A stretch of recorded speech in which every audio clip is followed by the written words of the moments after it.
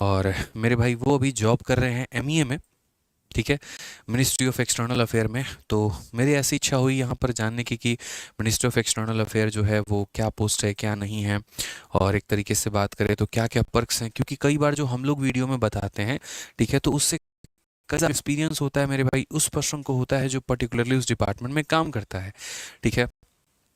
तो जिनसे मेरी बात हुई थी यहाँ पे, तो वो मेरे भाई मिनिस्ट्री ऑफ एक्सटर्नल अफेयर में जॉब करते हैं। सर मेरी कई सारे स्टूडेंट अपने जो सिलेक्टेड हैं, कोई में है तो बात होती रहेगी, एक्साइज में है तो उससे बात होगी, तो कुल मिला 40 मिनट मेरी उनसे बात हुई।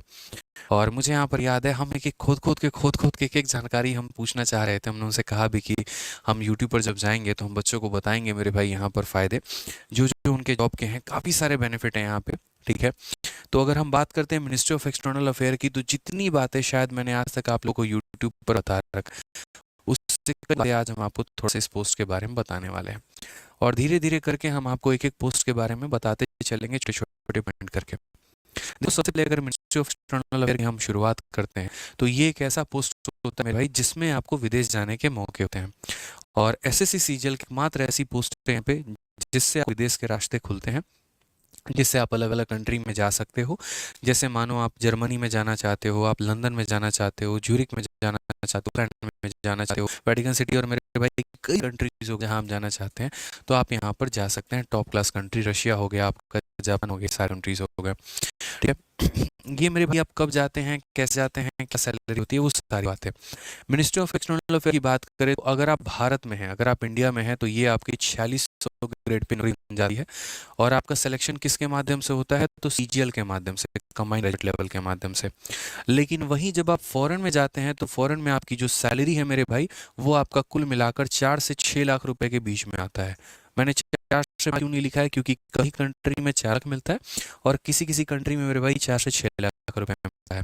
उन लोग कैसे, reason, ministry of external affair की जो पोस्ट में भाई, इसमें कोई भी टैक्स आपका नहीं लगता है, किसी भी आर्टिकल पर किसी प्रकार का कोई भी टैक्स नहीं लगता है, समझे। जिनेवा समझौता के तैयार भी एक जिनेवा जो है मेरे भाई सम्मेलन हुआ था, उस सम्मेलन में भी ये बात कही गई थी कि कोई भी राजदूत किसी भी देश में रहता है तो वहाँ टैक्स देने की आवश्यकता नहीं है। ऐसा नहीं है कि आपके ऊपर टैक्स नहीं लगता। अगर मान लीजिए भारत में भी अमेरिकन जो है पर एम्बेसी में जो लोग रहते हैं, या एक तरीके से पाकिस्तान एम्बेसी के जो लोग रहते हैं पाकिस्तान वाले एम्बेसी में, तो वो भी यहाँ पर कोई टैक्स नहीं देते हैं, ना कोई इनकम टैक्स लगता है, ना कोई और टैक्स लगता है उनके ऊपर, तो कोई उन्हें टैक्स पे करने की ज़रूरत नहीं होती है। तो एक तरीके से आप जो भी कमाते हैं वो पूरा का पूरा आपका वाइट इनकम होता है। एक तो अगर मैं भारत में हूँ तो भारत में मेरी मिनिस्ट्री ऑफ एक्सटर्नल अफेयर में 1000 की सैलरी होगी, तो वहीं पर जब मैं विदेश में काम करूंगा तो वहाँ मेरी सैलरी 4 से 6 लाख रुपए के बीच में होगी।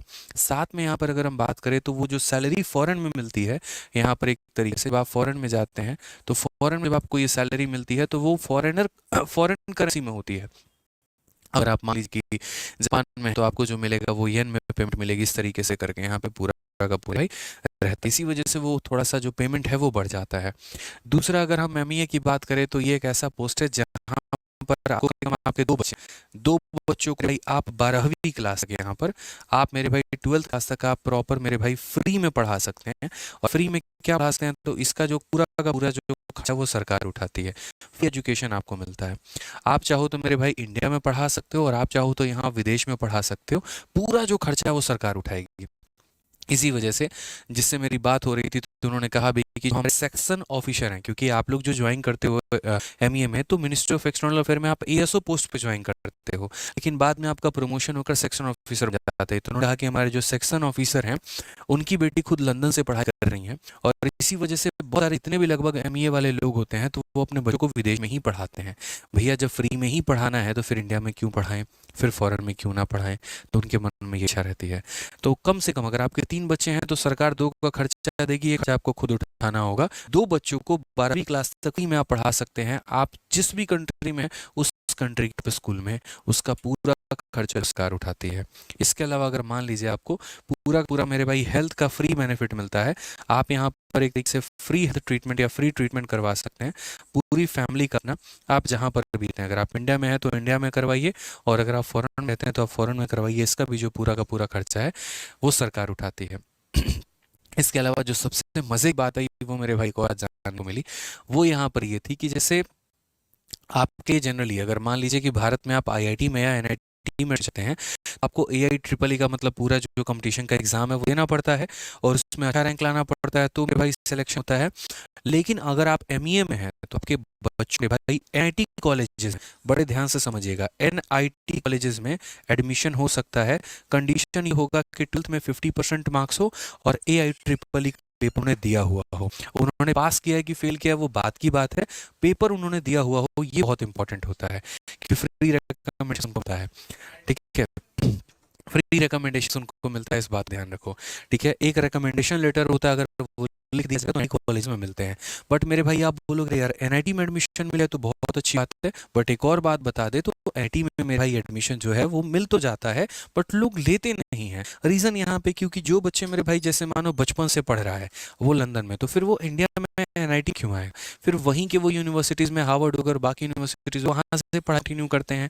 ठीक है, थोड़ी और उच्च शिक्षा जो है वो प्राप्त करते हैं। कम लोग ऐसे होते हैं जो विदेश छोड़कर वापस से इंडिया में आते हैं। ठीक है, इसके अलावा अगर हम आपको बेनिफिट बताएं तो मान लीजिए कि आप यहाँ पर जॉब लगा है और आपके स्पाउस यानी आपकी जो मैडम है, महिला मित्र हैं जिनसे आपकी शादी हो रखी है, अगर वो भारत में किसी भी सरकारी मंत्रालय में है, किसी भी सरकारी मंत्रालय में है, ठीक है, तो यहाँ पर उनको 6 महीने की लीव ग्रांट कर दी जाती है। इस वजह से क्योंकि आप मेरे विदेश में हैं, जैसे मान मैं हूँ और पोस्टिंग में आ गई और मेरी वाइफ टीचर है, मेरी वाइफ को 6 महीने की लीव मिल जाएगी सेटलमेंट के लिए कि आप जाइए अपने हस्बैंड के साथ और उनका एक सेटलमेंट कराइए वहाँ पे।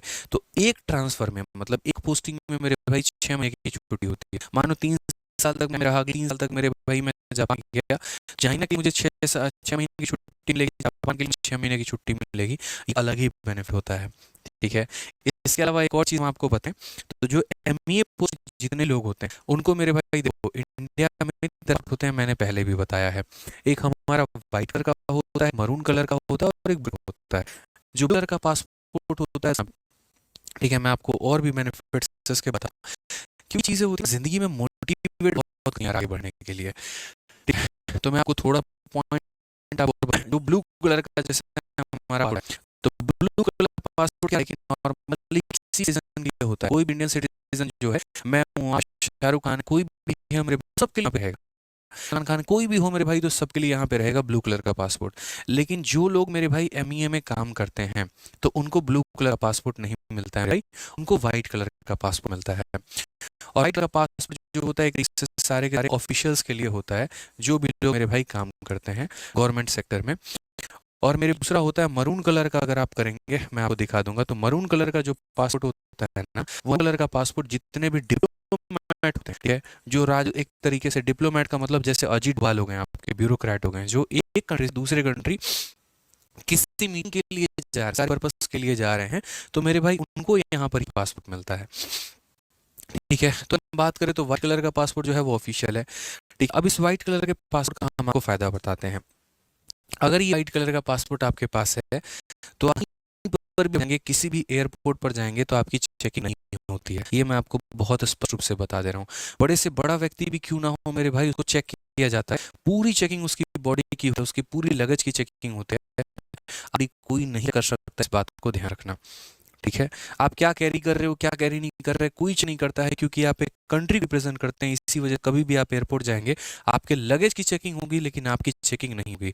और आपकी लगेज की भी चेकिंग कई बार नहीं होती है अगर आपने अपने गवर्नमेंट अपने अपने ऑफिस से लिखवा रखा है कि ये मेरे भाई सरकारी दस्तावेज है या सरकारी प्रॉपर्टी है, तो वहां पर सिक्योरिटी आपके लगेज को भी चेक नहीं करी, ये भी एक बात तय है। तो ये एक बेनिफिट होता है आपका यहाँ पे। आपको छोटी बात लग रही हो लेकिन आप फील करिए कि जब आप एयरपोर्ट पर एंटर कर रहे हैं और बड़ा से बड़ा व्यक्ति भी लाइन में लग के उसका सिक्योरिटी चेकअप हो रहा है और आप यूं आते हैं और निकल जाते हैं और कोई चेक भी नहीं करता है आपको, तो एक अपने आप में पावर हो जाता है। दूसरी बात अगर हम करें तो और खतरनाक चीज़ें भी आपको बताने वाले, और वो मेरे भाई क्या होता है, जब आप एमईए लगते हैं, जब आप एक तरीके से किसी एम्बेसी में काम करते हैं, तो एम्बेसी की बड़ी प्यारी परिभाषा होती है कि a country with in a country, यानी खुद में अपने आप एक देश है। और मान लीजिए कि अमेरिका में इंडिया का कोई भी एम्बेसी है तो वो मेरे भाई अमेरिका के क्षेत्र में नहीं है, वो अमेरिका के ज़मीन पर नहीं है, वो भारतीय एम्बेसी है, वो भारत के ज़मीन पर है। और वहाँ पर जो कानून चलेंगे वो भारत के चलेंगे। एग्जाम्पल के तौर पे जैसे मैं एमईए एज अ जॉब करता हूँ और मेरा पोस्टिंग है लंदन में। लंदन में मैं वहाँ जॉब कर रहा हूँ इंडियन एम्बेसी में, और मैं किसी का मर्डर कर दिया, एग्जाम्पल मैं क्या हूँ, मैं कोई क्राइम ऑफेंस कर दिया ना, गाड़ी से किसी को ठोक दिया, तो मेरे भाई वहाँ पर पुलिस अरेस्ट भी नहीं कर सकती है। ये मैं आपको क्लियरली कह रहा हूँ। कोई भी लोकल पुलिस आपको डिटेन नहीं सकता है, अरेस्ट नहीं कर सकता है। अगर आपने बहुत ही क्राइम किया है, देखिए दो तरह का क्राइम होता है, एक सिविल ऑफेंस होता है, मतलब एक आपको तो मतलब चाकू छुड़ा गोली गोली मार के क्राइम हो गया नॉर्मल, और एक सिविल होता है, दोनों अलग अलग होते हैं। तो अगर किसी प्रकार आप कोई क्राइम करें तो वहाँ की पुलिस जो है आपके अथॉरिटी, यहाँ लोग बैठे हुए हैं मंत्रालय में, या जो आपके डिपार्टमेंट हैं तो उनको कर दी है, और उसके बाद आप यहाँ भारत में बुलाया जाता है, और आपका जो कानूनी जो होती है वो भारत लॉ के अकॉर्डिंग चलती है। आपको वहाँ पर सड़ने के लिए नहीं छोड़ा जाता, वहाँ के नियम कानून के अनुसार नहीं चलता है। वैसे तो सऊदी अरेबिया में मेरे भाई चोरी करने पे हाथ काट दिया जाता है, ठीक है, खून करने पे गोली मार दिया जाता है, तो एक खून के बदले दूसरा होना चाहिए। तो अगर वैसा होने लगा तब तो कहानी खत्म ही हो जाएगी। तो ये समझौता है मेरे भाई, इंडिया और बाकी कंट्रीज के बीच में एक समझौता है। अगर मान लीजिए आप कोई क्राइम किसी भी कंट्री में करते हैं तो आपको उस कंट्री का जो है एक तरीके से वहाँ पर मतलब उसके कोर्ट में आपकी पेशी नहीं होगी, वहाँ के नियम के अनुसार आपके ऊपर नहीं की जाएगी, आपको भारत भेजा जाएगा, और आप जो मेरे भाई कानूनी प्रक्रिया के हिसाब से जो भी केस चलेगा भारत में चलेगा, और सजा भी आपको भारत के हिसाब से। ठीक है, तो ये होता है। नेक्स्ट अगर बात करें तो जैसे एमईए में आपका प्रमोशन होकर जब आगे चल के आप सेक्शन ऑफिसर बन जाते हैं या कोई और अधिकारी बन जाते हैं, तो मेरे भाई गाड़ी मिलती है तो उसका एक प्लेट ही अलग होता है। जैसे अगर आप इंडिया में बहुत सारी गाड़ी के पीछे से स्टार लगा होगा, ठीक है, कई बार नंबर प्लेट नहीं लगा होता है, ये मेरे भाई आर्मी का हो जाता है, या एक तरीके से बहुत टॉप टॉप ऑफिशियल्स और ब्यूरोक्रेट के हो जाते हैं। उस तरीके से जब आप विदेश में रहते हैं तो वहां पर भी जो आपको गाड़ी मिलती है दोस्त यहाँ पे, तो उस पर भी ऐसा कुछ नंबर प्लेट लिखा होता है, और उसमें किसी भी पुलिस ऑफिशियल जो है वहां पर उसकी चेकिंग नहीं कर सकता है, चाहे आप उसके अंदर इलीगल सामान ही क्यों नहीं कैरी कर रहे हो। मेरी गाड़ी को चेक नहीं आप कर सकते, क्योंकि वो जो गाड़ी है भारतीय क्षेत्र में है, वो भारतीय दायरे में है। मैंने क्या कहा, a country with in a country, आप जहां पर खड़े हुए हैं आपकी सीमा वहीं से शुरू हो जाती है, ये समझ लीजिए। आपकी गाड़ी जो है वहां पर वो फॉरेन में विदेश की वो गाड़ी होती है मेरे भाई, वो अपने आप में एक भारतीय गाड़ी बन जाती है, और उसको हाथ लगाने का मतलब मेरे भाई एक सर्च करने के बराबर, ठीक है। तो वो भी वहां पर नहीं हो सकता है। इसी वजह से कई बार ऐसा भी आया भी, जो नॉर्मल कंट्रीज हो गए, जो छोटी कंट्रीज हो गए यहाँ पे, जैसे आप अगर एक तरीके से देखेंगे ये जो निग्रोज हो गए, जैसे अगर हम बात करते हैं तो lower countries, south African countries है जो एकदम है, तो वो क्या करते हैं, इंडिया में जो उनकी एम्बेसी होती है वो इलीगल ट्रेडिंग भी कर रहे होते हैं। और इस भाई भनक कभी लगा था, तो यहाँ पर इंडिया के भी जो लॉ हैं, इंडिया के भी जो पुलिस ऑफिसर्स हैं वो उनके ऊपर एक्शन नहीं ले सकते हैं, ठीक है। वो जैसे नाइजीरियन जितने भी हो गए यहाँ पे थोड़े बहुत, जो अमेरिका साइड में यार कहीं कहीं पे रहते हैं, तो अभी मेरे भाई वो ऐसे ही गाड़ियों में थोड़ा बहुत इलीगल ट्रेडिंग भी कर रहे होते हैं, लेकिन पुलिस उस पर डायरेक्ट एक्शन ले सकती है। तो पुलिस एक तरीके से उनके मंत्रालय में पर्टिकुलरली इन्फॉर्म करती है, और वहाँ का मंत्रालय उनके ऊपर कार्रवाई करता है, ठीक है। लेकिन यहाँ पर एक तरीके से अगर बात करें तो आप उनके ऊपर कोई एक्शन नहीं लेते हैं।